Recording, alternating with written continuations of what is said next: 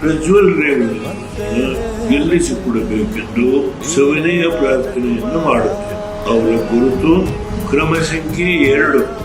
ದೇವೇಗೌಡರಾದ ನಾನು ಈ ಜಿಲ್ಲೆಯ ಅಭಿವೃದ್ಧಿಗೆ ರಾಜ್ಯಸಭಾ ಸದಸ್ಯನಾಗಿ ಪ್ರಜ್ವಲ್ ರೇವಣ್ಣರ ಜೊತೆ ಕೈ ಜೋಡಿಸಿ ಜಿಲ್ಲೆಯ ಅಭಿವೃದ್ಧಿಗೆ ನೀರಾವರಿ ಸಮಸ್ಯೆಯನ್ನು ಬಗೆಹರಿಸುವುದಕ್ಕೆ ಶಕ್ತಿ ಮೀರಿ ಕೆಲಸ ಮಾಡುತ್ತೇನೆ ಎಂದು ಭರವಸೆಯನ್ನು ಕೊಡುತ್ತೇನೆ.